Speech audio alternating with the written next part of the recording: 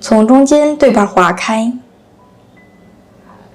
然后两面重叠，再对折一下，切成宽度1公分的豆腐丝。切好以后抖散，放入盘中。这个时间来切上一些葱花，生姜切片，再切成丝，放入盘中。准备2块钱的鸡胸肉，切成片，盛入盘中。烧半锅水，水开以后加半勺食盐，豆腐皮儿加进来焯水。加盐可以防止煮烂。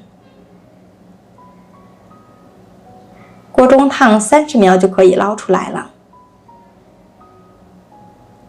放在凉水中过一下凉水。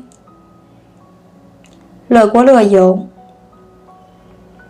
把鸡胸肉放进来翻炒均匀，炒至肉片变色，把切好的料汁加进来，把切好的调料加进来，继续炒香。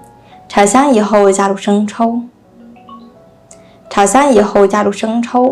翻炒均匀，加入2勺红油豆瓣酱，炒出红油，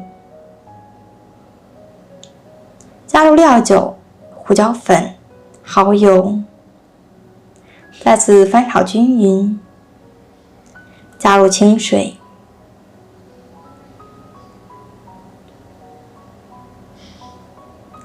开始调味，加上2勺食用盐，盖上盖子，大火煮开。煮开以后，把豆腐丝放进来，轻轻地搅拌一下，盖上盖子，转小火焖2分钟。出锅前撒上1把的小葱花，搅拌均匀就可以出锅了。盛入盆中，把汤汁也倒进来。撒上一点黑白芝麻点缀一下，豆腐皮这样做特别的入味好吃，吃上去香辣过瘾，特别下饭。